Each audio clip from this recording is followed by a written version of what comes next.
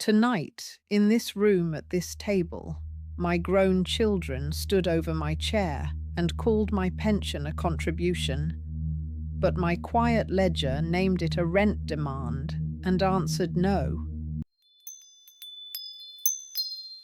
The word contribution is still hanging in the air of this room like steam that will not clear.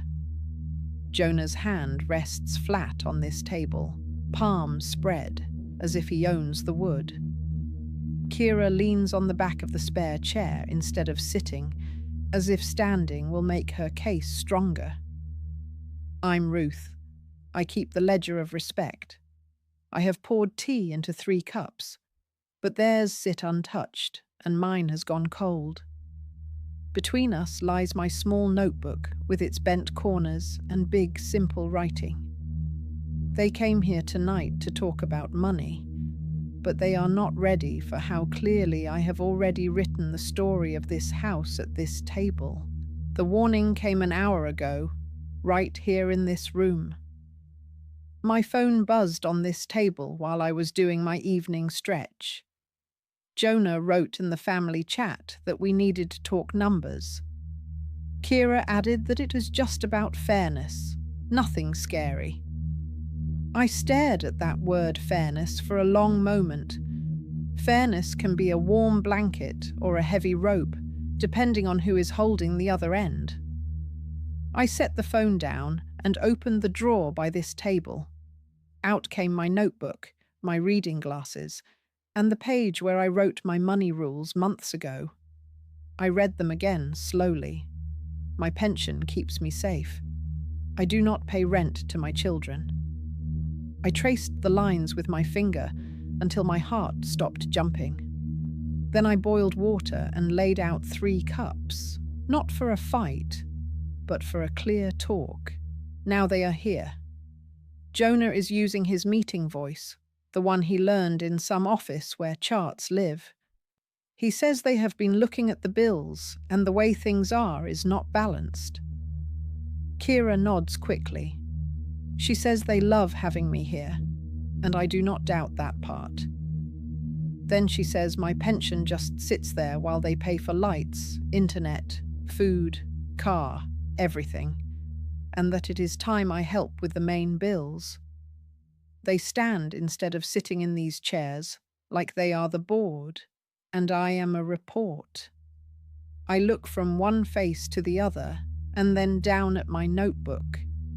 They have numbers on a screen. I have 30 years of numbers in ink. I ask them to say the number out loud. I keep my voice soft enough that they have to lean in to hear. Jonah glances at Kira, then clears his throat. He says they were thinking of half my pension. Just half, he adds, and says I would still keep plenty. Kira steps in with a bright smile that does not reach her eyes. She says it is not about control, it is about fairness, that I live here and use water and power and should contribute like a normal adult. There is that word again, fairness. Like a small hammer they hope will tap me into place. I rest my hands flat on this table so they do not curl into fists. I look at the wood grain under my fingers and let my mind walk backward over its lines. I ask if they remember when we signed for this house. Jonah frowns and says he was 8. I remind them that Kira was 5. They were busy arguing over who got the bigger room, while their father and I sat at this table with a mountain of papers. We did not have an app. We had a pen and fear. I see it clearly now. Harlan's tired face, the creases on the loan forms, the way we counted coins for the first down payment. Every paycheck, every overtime hour, every extra tutoring shift came through these hands.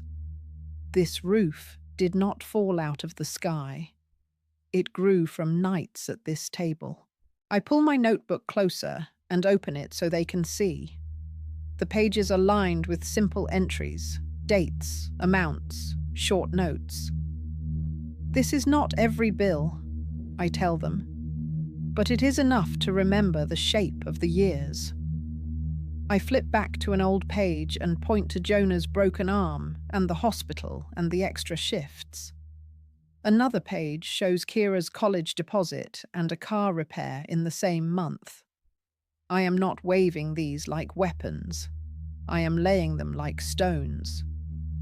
Right now, I say, your father's pension and mine pay the mortgage, the taxes, the insurance.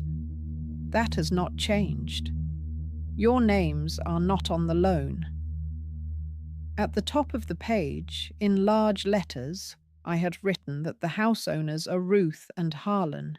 I say we will make this simple. I draw a line down the center of a clean sheet. On the left, I write parents. On the right, I write children. We will do the math together, I tell them. No drama, just numbers. Under parents, I write mortgage for 30 years, roof repair, water heater, property tax, beds, school shoes, track fees, food for 4, then 3, then sometimes 5 again. I pause and look at them. I ask what they cover now. Jonah lists the internet and part of the grocery bill and gas for the car. Kira adds streaming services, some takeout, and the phone plan. I write them down. Not small, not big, just true. The columns do not look the same. Kira leans closer, lips tight. She says I am forgetting how much time they give, that they drive me to the doctor and help with my phone and forms, and that this care has value. I nod at once and tell her to write it down. I hand her the pen. She looks surprised, then writes rides, tech help, paperwork under their column, pressing the pen hard. Jonah says they are not trying to be greedy, just tired and drowning in bills, and that it feels like I am just watching. I hear the tiredness, and my heart softens. I am not angry about their struggle. I am angry about the solution they picked. I turn the notebook toward me and tap the page. This is the story of this house, I say. Parents carried it for a long time. Children have carried some pieces for a shorter time. Both are true. I draw a circle around the word pension on another page. I explain that this is not extra party money. This is the soft floor that catches me when my legs cannot stand 8 hours a day. It pays for medicine, food, emergencies, gifts I choose to give. I look Jonah in the eye and tell him that if I hand them half my pension every month and call it rent, I am not sharing. I am slipping off my own safety belt. From the back of the notebook, I pull a folded sheet, my money policy. The paper is worn from being taped on the fridge, but the words are clear. I tell them I wrote it with Iris at this table last year and that we agreed as a family. I read it slowly. I say that I will not sign new money promises on the same day I first hear them. I say I keep my own bank account and card. I say I do not pay rent to my children. I say I may give gifts, but I do not give up safety. I slide the page between us. I remind them that they saw this when we posted it, and that they nodded and called it smart. Jonah grimaces and says they thought it was smart for other people and did not know things would get this tight. Kira sighs and says, I am acting like they are trying to rob me, that they just want me to be part of the team. I push my glasses up my nose and choose easy words. There is a big difference, I say, between asking for help in a hard month and building their whole budget on my pension as if it is their rent money. One is a request, the other is a demand. I tap the rule again and explain that once I start paying them half my pension every month, they will stop seeing it as my safety and start seeing it as their right. Then one day, if I say no, they will feel cheated. Jonah asks what is fair then, and tells me to give them my version, not just no. I draw another box on the page and write options at the top. I say that option 1 is to keep things as they are, where their father and I pay the house and they help with rides and some bills, and nobody calls my pension rent. I write it down. Then I say that option 2 is to bring in a neutral helper, a budget coach or counsellor who is not family, to sit right here at this table and map out all our incomes and costs. We will put every streaming service, every takeout, every extra on the page, and then decide together what to cut or change. I look at them both and add that in both options, one thing stays the same. My pension stays under my control. I will not sign any plan that sends half of it to their account every month. Kira crosses her arms and says I am making them sound greedy, that they do not want to be taken advantage of. I nod and say I hear that, because no one likes feeling used. Then I ask them to imagine how it feels to be told by their own children that the money I worked for my whole life should now flow upward to them like rent. I place my hand in the center of this table and say that we are not landlord and tenant. We are parents and children. That is a different kind of math. The room is quiet, except for the ticking clock. I let the silence sit. It is uncomfortable, but it is honest. At last, I give my clear answer. There will be no half pension payment plan. Not now and not later. They may ask me for help in a true crisis, and I will listen, but I will not sign a regular payment to them as if I rent my place in my own house. Jonah looks like he has bitten his tongue. Kira shakes her head. I do not rush to soothe them. I fold my money policy back along its old lines and smooth it on this table like a small flag planted in the wood.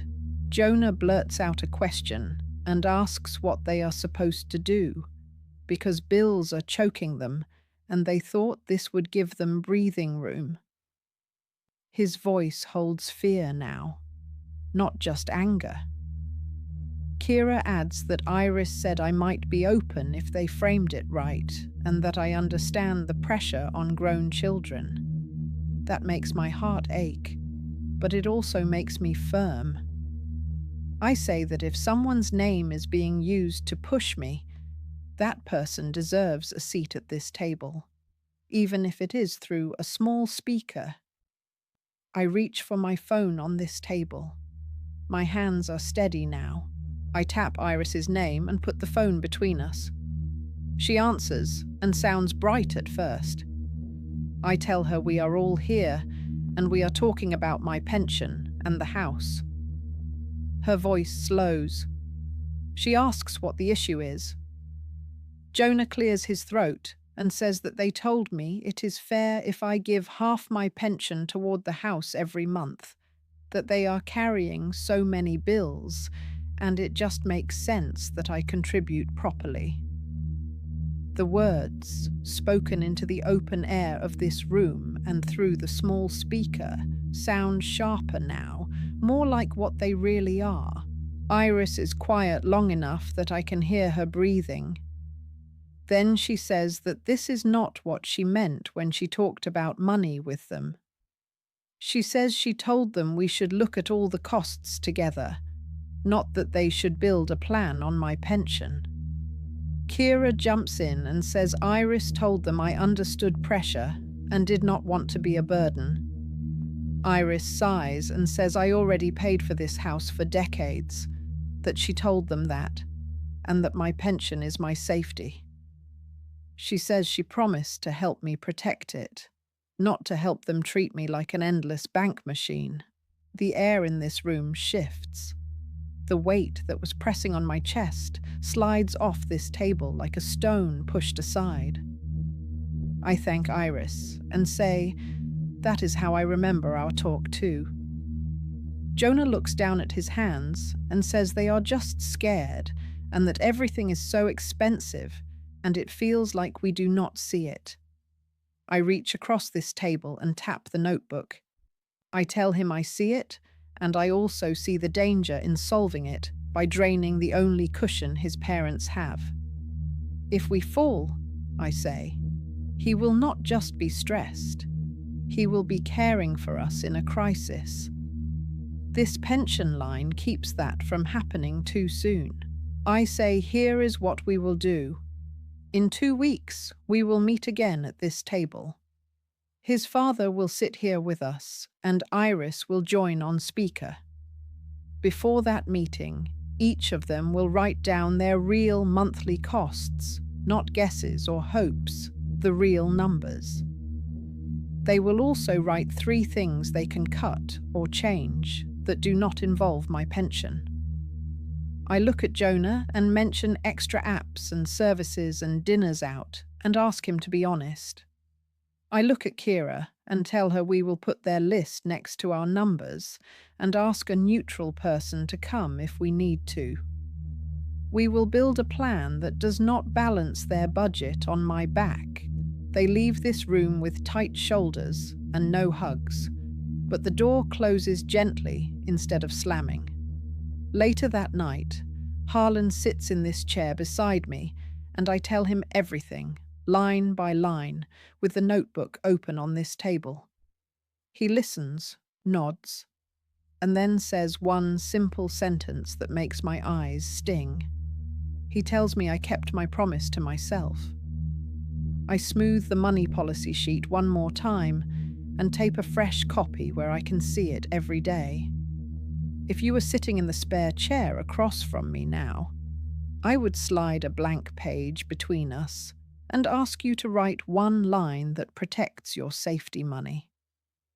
Maybe it would say that your pension keeps you safe and that you do not pay rent to your children. Let this room and this table hear it first. The world can hear it later.